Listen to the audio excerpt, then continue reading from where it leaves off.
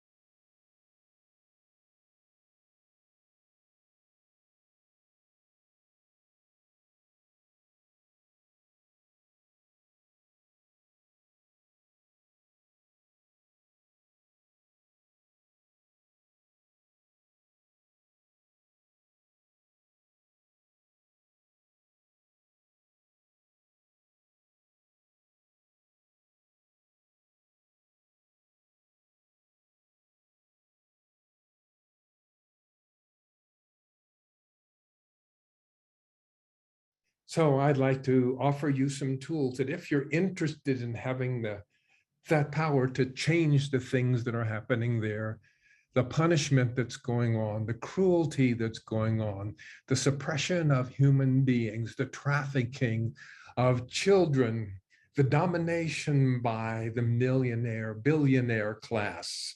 It starts with you. And that's what they don't want you to know. So allow your awareness to be present here with me.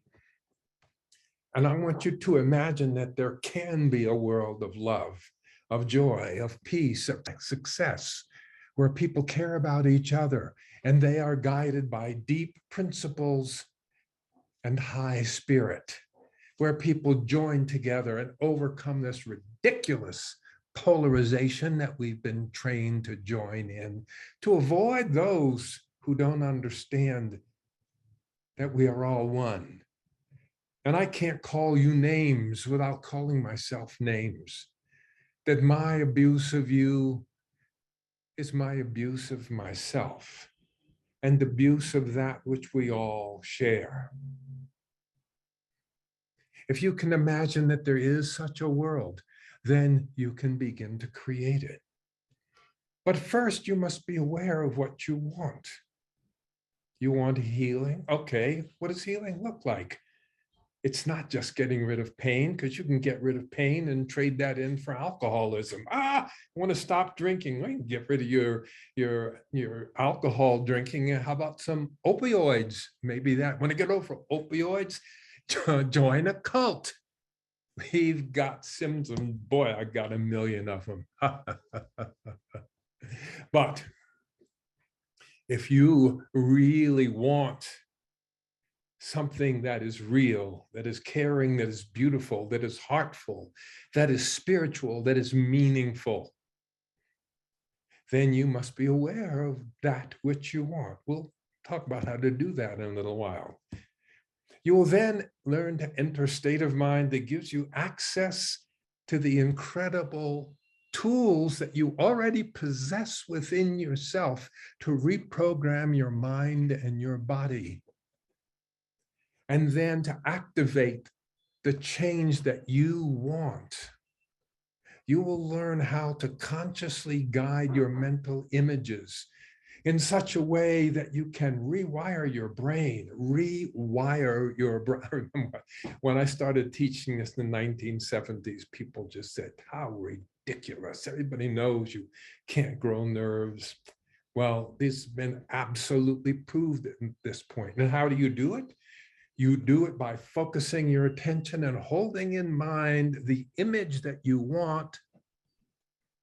Then the neural connections which correspond to that image form themselves.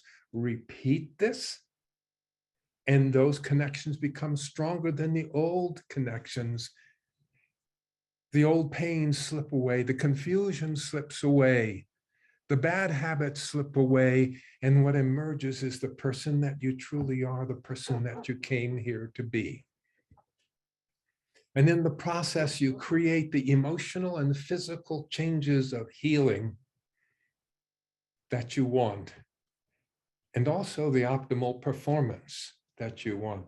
And by the way, people say, how can you talk about healing? We're thinking about cancer, we're thinking about inflammation, we're thinking about COVID. How can you be affecting them? And the same tool is going to produce optimal performance, winning, success, love, happiness. How can they go together? They are one, because optimal performance of the cells of your body equals healing. And when you are performing optimally and bringing into your life what you brought, what you intended to bring here, what you care about most, then yes, you are healing yourself as well as creating optimal performance. That is, the cells of your body and the cells of your mind understand that you have a vision and that you're here to achieve it. Well, then they heal themselves. If your life doesn't mean anything, if you're a helpless bit of nothing, if you're an underling and all you can do is follow the big man and repeat what the big man, big woman, big honcho says, then your body thinks that you're not worth living. The balance fades away, the homeostasis melts away, and what we call disease emerges, right? And you win the Darwin Award, and you gradually eliminate yourself from the gene pool. But if you are performing at your optimal level, then you will heal at your optimal level. We'll get more into that. The techniques I'm going to show you can be used at any time. These techniques can enable you to develop a certain deep awareness about yourself. And I mean the self with a capital S, your deeper self. And they will give you the ability to choose the kinds of thoughts, words, and behaviors that you want to guide your health in your life.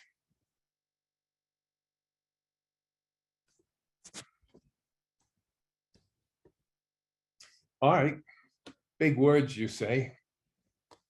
I'm from Missouri. Show me. All right, I'm going to show you. I want you to sit still, find a comfortable place to rest in, and choose a point to focus, someplace on the wall opposite you,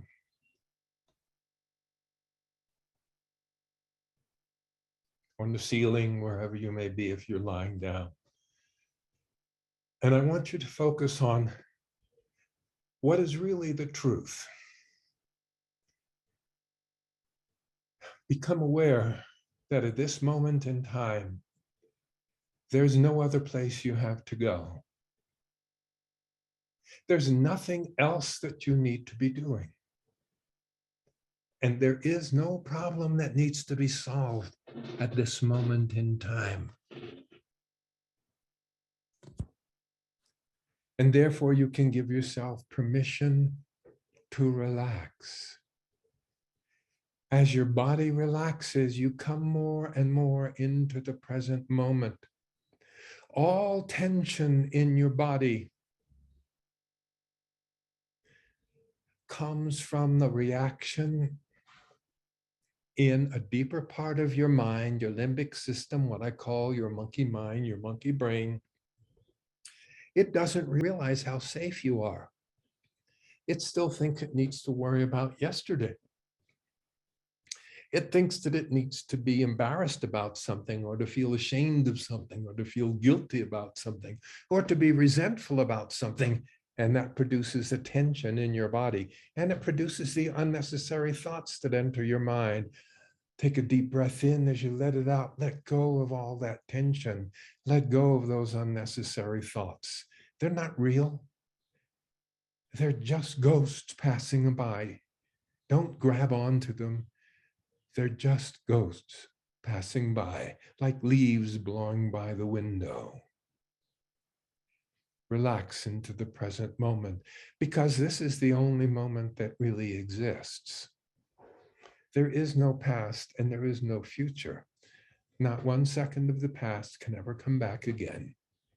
The future is completely unknown, and it's totally safe for you to be here in the present.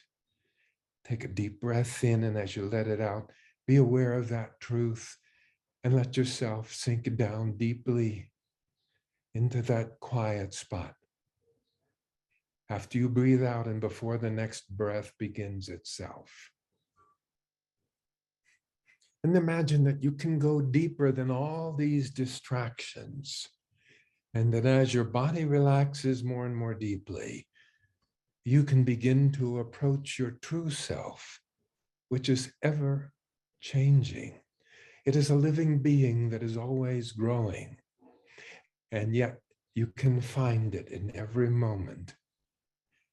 And be certain, even though that self may be different from the self that was here 20 years ago, or 10 years ago, or 10 minutes, or a day, or a half second ago, even though it may be different, yet in some mysterious way, it is the same. Take another deep breath in. As you let it out, if you haven't already done so, and if it's comfortable to do so, allow your eyelids to fall closed. Allow your eyes to roll upward behind your closed eyelids until you're looking upward toward the back of your forehead. And imagine there you can see the word relax. Relax. Relax and allow yourself to be open to yourself with a capital S. That self that is the source of your personal wisdom, that is your inner leader, your trustworthy guide. When your eyelids are so relaxed they don't want to open at all, gently try to open them and notice how they resist being opened. And let that relaxation from your eyelids flow out like ripples throughout all the rest of your body, down to the tips of your fingers and the tips of your toes and everything in between. Great. And anytime any unnecessary thoughts come along, just imagine those unnecessary thoughts are like words written on a blackboard in your mind's eye. Remember the relaxation in your eyelids, and as you gently test your eyelids, imagine you're drawing an eraser across your mental blackboard and erasing the unnecessary thought and sending another wave of relaxation flowing throughout your entire body.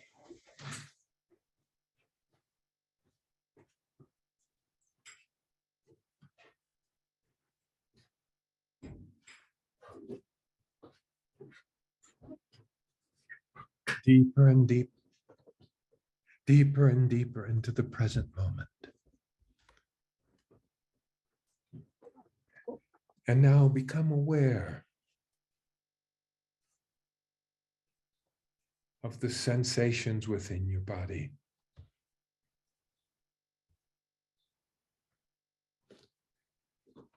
Who is aware?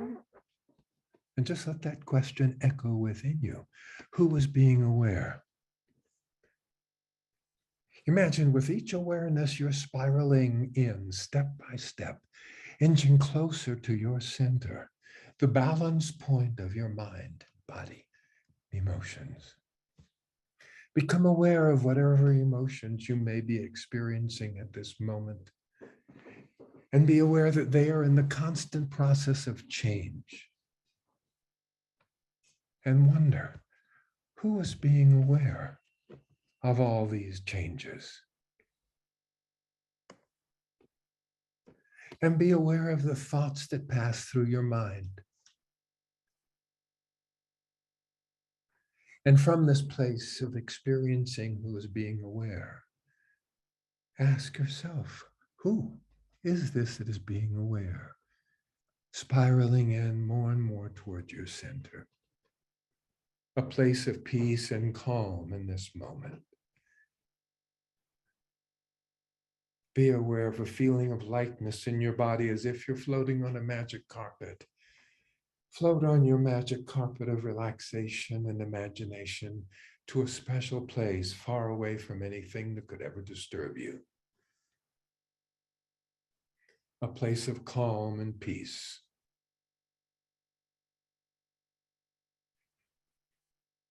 And here at this place, give yourself permission to continue to open and to learn ever more deeply the lessons that are most important for you to receive at this moment in time, in this present moment. Good. And whenever you wish, you can allow yourself to slowly and gently return to an awareness of the space around you, letting your eyelids open when they're ready. Good. I talk about healing. What is healing? Healing is an active living process. You can learn how to heal yourself. That's what this is about. Medicine, supplements, surgery, exercise, they help, but they're only a support for the self-healing process. All healing comes from within. Antibiotics can weaken a bacterium, but only your immune system can actually kill it and get rid of it. A cast for a broken arm can protect it, but it is only your internal healing system can knit together those bones once again. Many studies have demonstrated this most remarkable fact, that the single most important thing that you can do to prevent and heal disease, illness, distress, is to create mental and physical relaxation and balance. They've been shown to be effective in virtually every illness in which they've been tested. In my work, I found that in addition to this, is when you add in the techniques of guided imagery, of meditation, of self-hypnosis, yes, and prayer, then you have a set of incredibly potent mind tools for getting yourself well and keeping you well, helping to heal others and really bring healing into this world that we live in.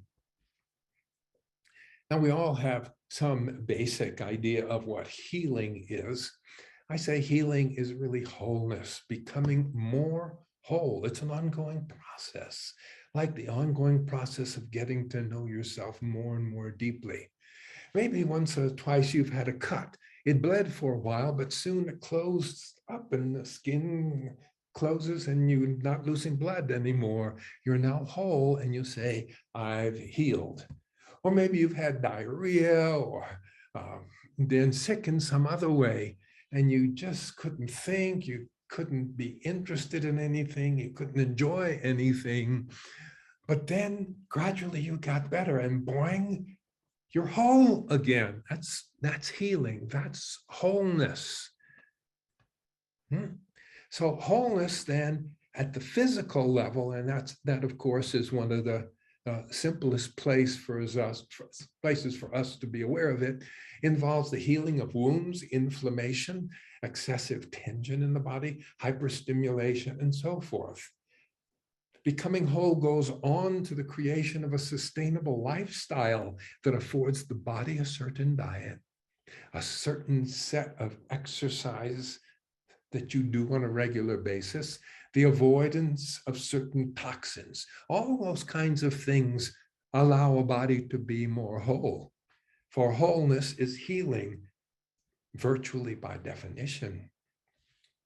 But again, how are you going to change your diet? How are you going to change your routine? Yeah, you'll see all of the programs out there to help you do that, but why aren't they working? Because they're not going to work unless you change the patterns of behavior so that you start to desire to do those exercises more than you desire to just flake out and have another beer.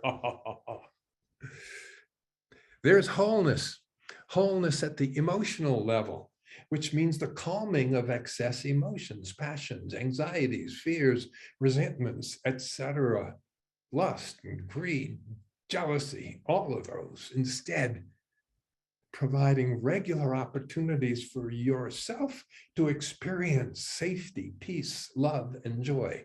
We have the freedom to feel all our emotions, and it's important that we be able to, but we need not be forced to feel any particular one. Wholeness at the mental level means removing the impediments to clear and logical thinking. The goal is to enable the efficient and untrammeled operation of those two biocomputers that comprise the apparatus upon which your mind depends. This involves understanding you have two brains, two systems of processing information. You have the conscious mind and the unconscious or monkey mind. You have two systems. System one, the rapid, immediate, pre-programmed one, and system two, the intentional, strategic, careful, focused one.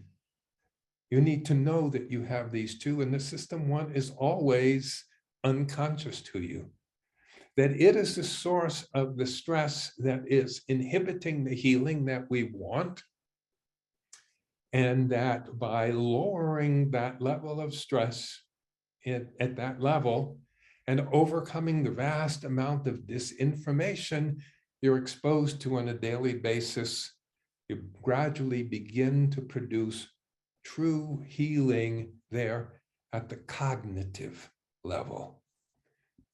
And it goes on up to higher levels too. There's a social level, there's healing of your relationship, your primary relationship, your family, and so forth. And then there's spiritual wholeness. Spiritual wholeness, I think true spirituality, as it has been said, is seeing a sunset and knowing who to thank. Wholeness at the spiritual level means understanding how important it is that we see the world from a whole system's perspective. The brain and the mind have the job of ensuring clarity and accuracy. At the spiritual level, we make choices that are wise, based on our deeper values and informed by our sense of a higher power or spirit. It seemed to me that one of the most important things that we can learn in life is what a good gambler learned, as Kenny Rogers taught us. You got to know when to hold, know when to fold up, know when to walk away, know when to run. You never count your money when you're sitting at the table. There'll be time enough for counting when the dealing's done. You got to hold and you got to let go and reach that higher level of your own self to know when it's right to hold on and when it's time to let go. I want to go on and talk to you a little bit about the process of stress, because this is it's a most crucial piece of what it is that we need to be able to be in touch with, to be able to control, as it were. And we are talking about a set of mind tools for accessing the healing state, for guiding your thoughts, imagery, and passion, to heal body, mind, emotions, spirit, and behavior, to experience deeply relaxed states, to access and use that power, and to develop a new paradigm of thinking and healing, basically to upgrade your mental operating system. We want to develop mindful focus and deep relaxation, to access the highest level of mind, acquire deep self-awareness, access wisdom and spiritual guidance, to use outcome imagery and process imagery. We're going to go quickly through those, but we're going to touch on all of them. Just briefly, if we look back through time, Hippocrates said in 400 BC, it's more important to know what sort of a person has a disease than to know what sort of a disease that person has. Then along came Rene Descartes in 1650 or so to set the science of medicine free from the control of the church. He started believing that the mind and body were separate. And because the mind and body were separate, then the priest says, cool, you can operate on the body, but don't mess with the mind. Up until then, we weren't even able to do autopsies on people. But the Newtonian Cartesian model of the universe was one that was based on his idea, I think, therefore I am, but it's not really. His true words was, I doubt, therefore I am. I suggest you go back and reread that. So it's all based upon negativity. I doubt, therefore I am. Then 200 years later, in the 1800s, Louis Pasteur developed the germ theory, believing that the primary cause of disease was these little things that were attacking us from the outside. A good example of what I call old paradigm thinking. But at the same time, Claude Bernard was there. Claude Bernard said that host factors were primary, and that when we have homeostasis, then we can fight off the diseases. So his focus was on strengthening the being, And that's really what we're talking about. So his was kind of a new paradigm way of approaching things. Then along came Hans Selye, and he noticed that no matter how an animal was killed or injured, starvation, infection, electrocution, trauma, whatever it is, he always saw the same syndrome underneath: swelling of the adrenal cortex, atrophy of the thymus, gastric and duodenal ulcers, and so forth. His professors told him they weren't interested in those symptoms because they didn't permit diagnosis of a different disease. And so they wouldn't pay attention to it. But Hans Selye did, and he developed the notion of stress. Because no matter what animals die of, one of the most important aspects of their death is the stress that they're under. And that information laid around for a couple of 100 years until this fellow I'm really close to. My path has been similar to these people who plowed into new areas. By the time I opened my private practice of medicine in 1970, I was already aware that the mind played a role in many more diseases than was generally believed. People have often asked me how I was able to see so many things that others couldn't. Well, a few things made the truth visible to me. I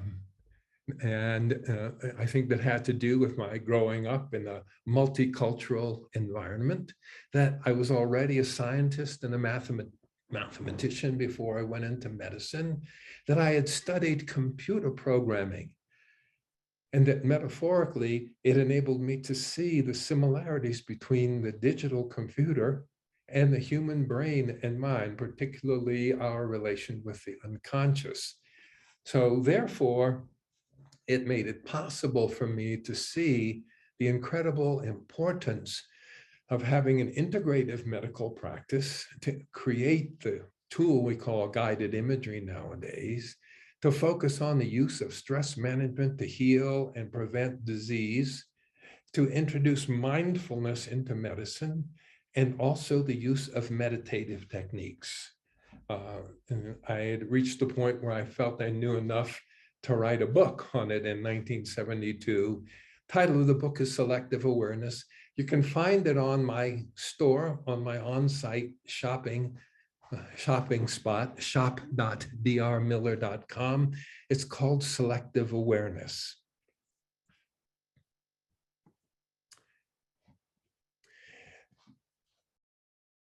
I also had been a specialist in electronics, repairing radios and amplifiers and things like that. And I quickly realized that just as we have tubes and transistors that can either be off or on, and put them together, and you have a radio or television or whatever, we have nerves. And the neurons of our body, the nerves, each nerve has only two states. One is off and the other is on, just like the transistors. And I said, wow.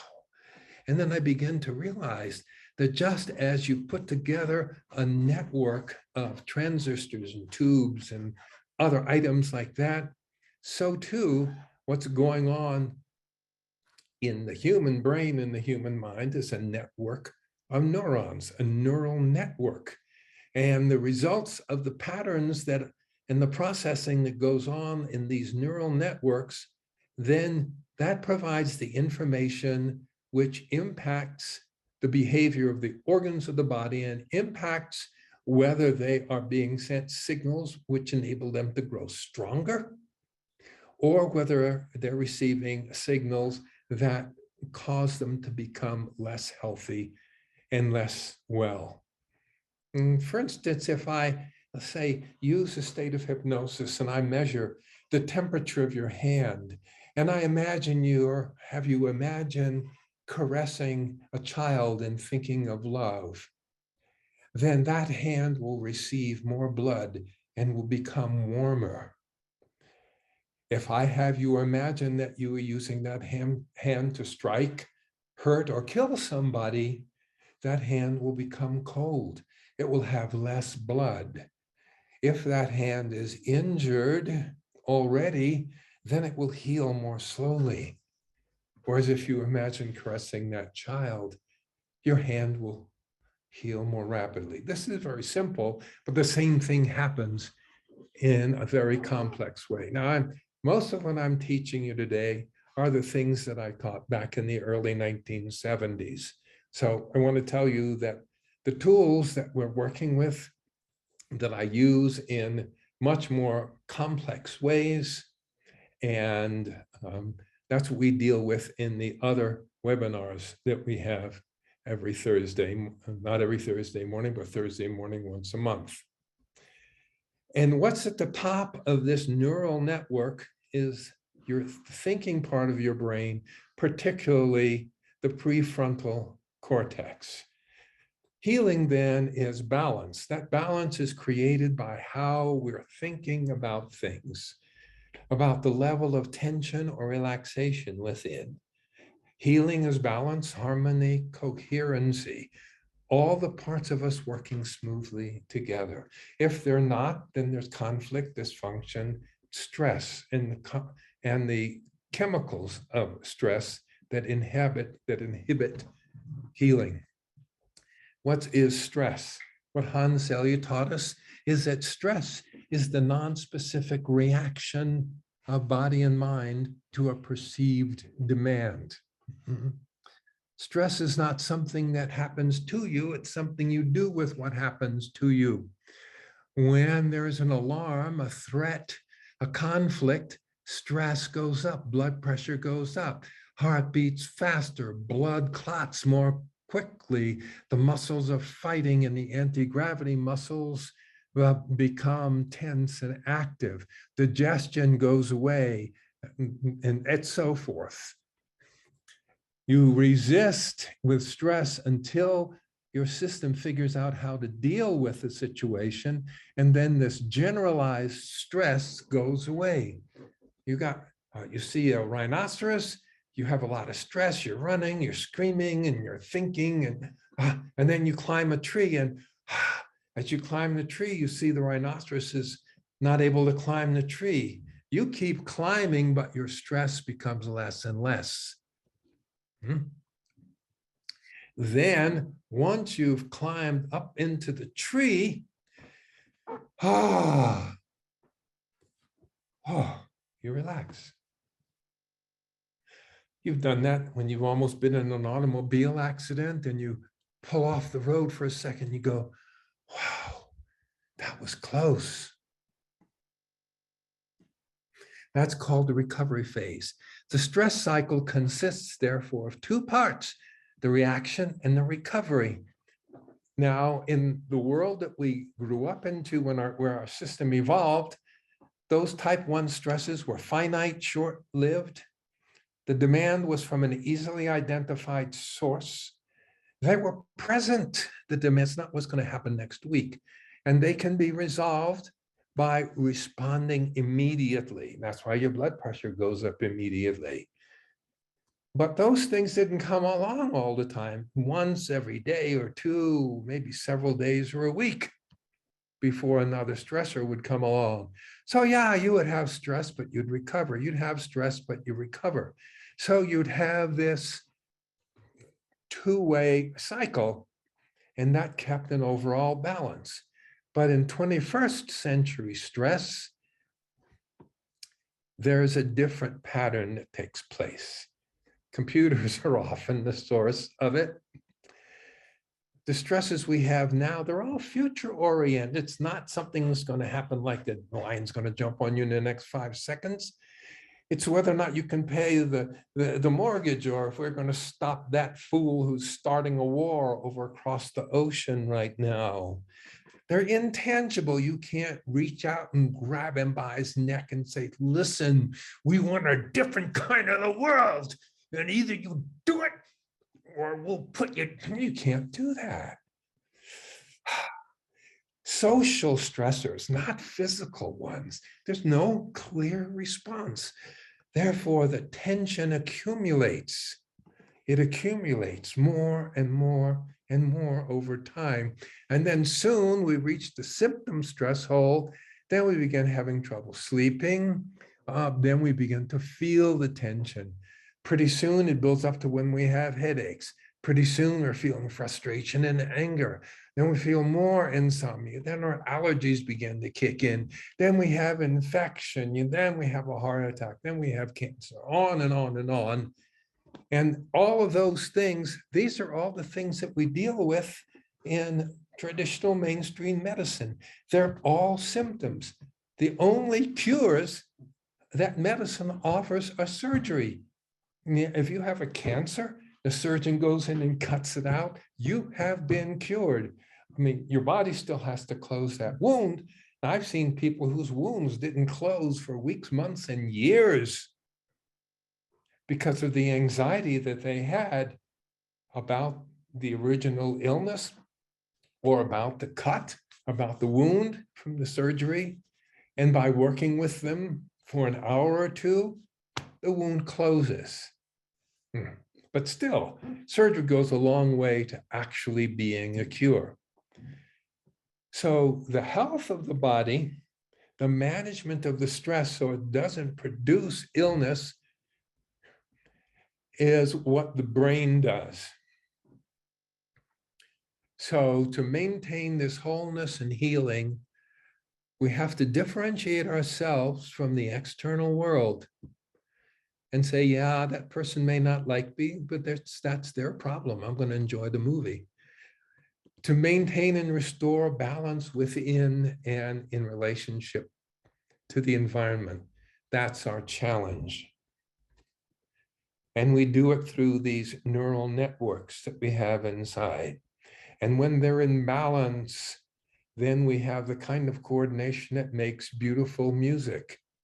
When the violinist is feeling frightened or angry or frustrated, their music doesn't sound so good. The gymnast can't perform as well as Simone Biles has told us about, nor can the ice skater or the dancer. And at the basis of it, as we deal with so many times, is the sense of feeling safe, of feeling connected to others, of feeling a sense of love and family. That is the deepest healing potion that there is. We all know it. We felt it if you've had a child and let yourself feel, or if you've been a child, as I'm sure most of us have, and felt love, which many of us, but not all of us have. What we feel when we see that, the warmth, let yourself feel it. Let yourself know that this feeling of love, of wholeness, of oneness, of deep connection, you have a purpose in being here. You belong here. We know it. We share it with the animals that are around us. Love, as Plato said, love, which is the pursuit of the whole. The secret then to life and healing is balance, harmony, coherency, all parts working smoothly together. If they are not, there's conflict, dysfunction, stress. The stress chemicals that result in basically what stress does, it begins to dissolve the organs of your body and the organ systems of your body to convert them into glucose so that you can run away from the lion that is going to kill you in about a half a second if you don't do something right now. That's why we get sick. You can't think well because it turns off your higher mind. You don't want to be looking at this saber-toothed tiger as it jumps on you and say, oh, God, the eyes are such a beautiful blue and the smoothness of the fur. My gosh, I should paint a picture. Maybe I'll write a poem. Well, nature doesn't want you to do that. As much as you may want to do it, and even though that's the point of your life, man, when a lion or a Mack truck is on your butt, or when you're feeling conflict, feeling bad about yourself, like you're an imposter, or fear that you're not going to do well in the speech next week, or fear that somebody's lying to you, all those things. So you cannot think clearly, and instead you are driven by emotion. You feel angry, or you feel frustrated, or you feel alone, you feel afraid, you feel anxious, you feel panic, or maybe you attack somebody, maybe you scream at somebody, or do something else that your monkey mind does because it thinks it's solving the problem. It thinks it's solving the conflict that it believes is there. Yeah. So it leads you to take a drink, or it leads you to take a drug, leads you to beat up somebody. But the next day you look back and you say, oh no. So a moment to share with you some of the products that you may use to go a little more deeply. All right, so I'm showing you just the basics. And now we'll talk about how you can go more deeply. There is a healing journey, which is first recording ever made in the studio. We wrote a symphony to go along with it, which is on side B, Healing Journey. And all of these, you can purchase them, download them immediately. You can buy a CD. In many cases, we actually still have cassettes available.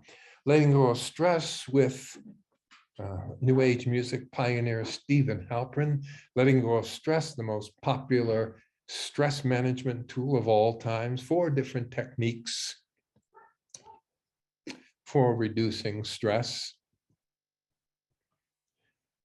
My classic book written back in the 90s called Deep Healing, The Essence of Mind, Body, Medicine, in which I summarized the essence of this field that I had created, and I called it Deep Healing.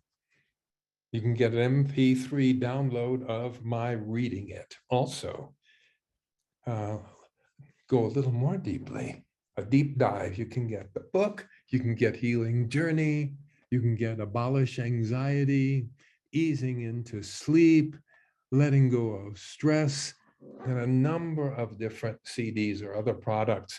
It's called Deep Healing, Your Personal Wellness Suite. And then there's Balance, Stress, and Optimal Health. And these are 6 CDs. They're a little bit different, but look them up. shop.drmiller.com. And as I said, the other thing that's very, very useful is if you send a donation my way, we're still getting enough donations to carry on here once a month, so keep them going. We started out at once a week. We're down to once a month now, but I'd like to think the presentations are getting better and better.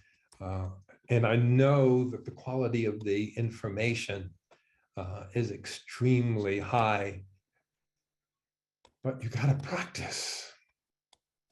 It's important for you to learn these tools that I'm offering to you. And, a story that I always like is the story of the fellow who's driven to Manhattan, and he's on his way to a symphony at Carnegie Hall, but he's caught in Midtown Manhattan traffic. And it's like, oh my goodness, he's got about 5 minutes before the performance begins, and he's just at his wit's end, and he's stuck at a stoplight, and there's a cabbie next to him, and he leans out the window and he says, "Hey buddy, can you tell me, how do I get to Carnegie Hall?" And the New York taxi driver leans back out and says, "Practice, practice, practice." And every musician knows that. That's how you're going to get there. We're talking about reprogramming your mind. We're talking about rewiring your brain that over the last 10 years especially has been at the mercy of the hundreds of thousands of attention specialists, people who have PhDs in how to attract your attention and get you to believe something when you don't even know that you're being made to believe it, and feeds you misinformation. And so you become part of this big horde that is all of us, that is losing our precious democracy here in the United States. Would you ever have dreamed that something like this can happen? Well, it can, and this is how. And guess what? You're part of it, and I'm part of it too. So I'm hoping that you can start practicing. You can go all the way from the individual healing that we are focused on now, all the way up to healing the planet. We have products on healing the planet, and also awakening your inner healer. I want to skip over. I think you know by now what stress is at the root of most inflammation, tendonitis, arthritis, GI problems, muscle pain and dysfunction, backache, headache, muscle tension, elevated blood pressure, emotional imbalance, anxiety, irritability, depression, unhappiness, mental dysfunction, low creativity, insomnia, procrastination, attention deficit disorder, behavioral disorders, drinking, smoking, overeating, overspending, sexual, acting out, gambling, chronic stress over a long period of time. I'm reading fast because each one of these is a different study. Chronic stress over a long period of time actually shrinks your brain. It kills neurons by the millions, girlfriend. Leads to, I believe, the dementia that so many people have. Relaxation, and especially deep relaxation, is what begins to rebalance the system. So I'm going to go through a quick healing process with you. If we run out of time, you can grab one of the products at drmiller.com. And so let yourself be in a relaxed position. Become aware there's no other place you need to go, nothing else you need to do, no problem you need to solve. At this moment in time, no lions, no wolves, no landslides, no floods coming at you, just you in this precious moment right now. Become aware that this present moment now is the only moment that exists. There is no other moment. The past moments are gone forever. The future moments haven't happened yet. There is only this moment in time. And in this moment, you are the only person that you can be. And the only thing that you can do that's wise is to sink in a deeply relaxed state, to know who you are, to be at peace, just where we started with before. Circle in on that sense of self. Let yourself go to that special place, far, far away from anything that could ever disturb you. And in that place, go deep into your sense of self, the deepest sense of yourself right now. Become aware of what are your deepest principles. What are you here for? What would you like to be remembered for? Tap into your sense of spirit. Be in touch with the highest spirit you can be in touch with. Good. Now picture in your mind yourself, maybe a few weeks or months or years from now, looking and feeling exactly the way you want to look and feel. Imagine you can look forward into the future. The future, you know, is not someplace you're going. It's a place you're creating, and you're creating it with each breath and with each thought. Imagine yourself totally happy, totally healing, every organ of your body working smoothly within and in harmony with every other organ of your body, and yourself relating with the world in the way you really want to. Feeling love in your relationships, giving and receiving. Functioning well in whatever work you do because you care. Playing and enjoying life. The best possible image you can come up with of yourself.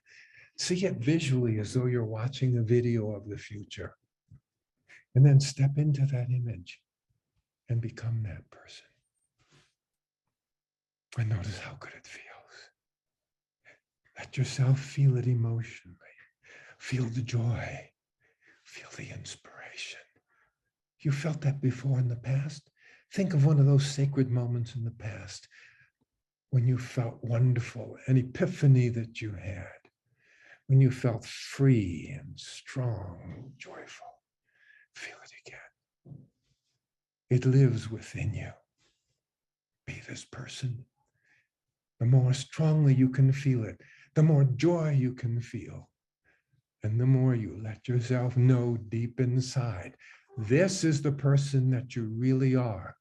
And each time you allow yourself to envision the person that you really are and to inhabit this person and embody this sense of who you are, you become more and more this person because this is the person you really are down deep inside. Good. And now come back to the moment for a moment and think of what you need to change within your body. What needs to change within your body, your mind, your emotions, your spirit, your relationships? Choose something. What needs to change within you to take you one step closer to being that perfect person, that ideal, that image ideal of yourself? Think of that, whatever it is, what needs to change, and think of it as a dysfunction, as a disorder, like a smudge on a window that you're looking through. But imagine that underneath that is the healthy you. And you can wipe it away just as you wipe away the unnecessary stress, just as you wipe away the unnecessary feeling of conflict. Just as you wipe it away and get in touch with the deeper levels of yourself. Visualize yourself changing. Visualize that organ of your body healing itself, chasing out the unwanted bacteria, dissolving away the cancer, building up the muscle, taking on those behaviors, eating the way you really want to eat. Exercising in the way that you really know you need to, and picture yourself becoming that person. You have the power. And think to yourself, I accept myself exactly as I am. I have the power within to choose who I become. My future is a place I'm choosing, not simply a place I'm going to. I love my body and my mind, and I am training them to work smoothly together. I am learning to step out of polarized ways of treating the world and to see the fundamental oneness and love, beauty, harmony, compassion, joy, happiness, and success. That is the core of our being. And I give it permission to take place. Yes, I call upon the highest spirits with which I am in touch, and even those spirits that I am yet to discover that are present and guiding me. Yes. Good. And I know that each time I enter the deeply relaxed state and then use guided imagery in one of its several approaches here, then I am reprogramming my mind to think differently, to analyze better, to strategize better, to choose my goals, to aim toward them, and to achieve them.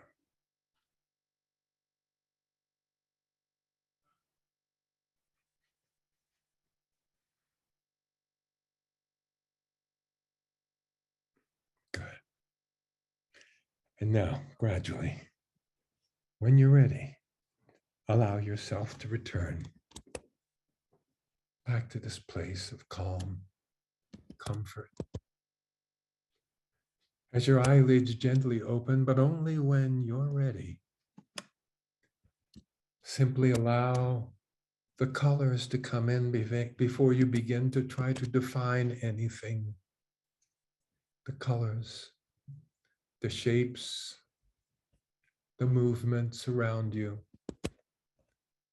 And notice that you are still keeping that sense of peace and calm within. And give yourself permission to take it with you wherever you go. Great. In 1 month, we'll be going on to a more advanced topic. We'll be talking about wisdom, the truth of what wisdom is. The most powerful understanding that I know of that we can integrate into our thinking and our behavior at every level is that that's present in the serenity prayer. To have the serenity to accept what I cannot change. To have the courage to change what I can change. And to have the wisdom to know one from the other. Gosh, if you do that in every moment of your life, you'll find yourself achieving just what we've been talking about. Take care. Been so good to be with you. Once again, if you'd like for me to have a little more time, so I don't have to go so fast with everything and we can hang out more, send a check to Emmett Miller, Post Office Box 803, Nevada City, California, 95959. Go to PayPal, accounting@drmiller.com, or go to the website, shop.drmiller.com/donate. I appreciate it. Have an absolutely wonderful month, and we'll see you then.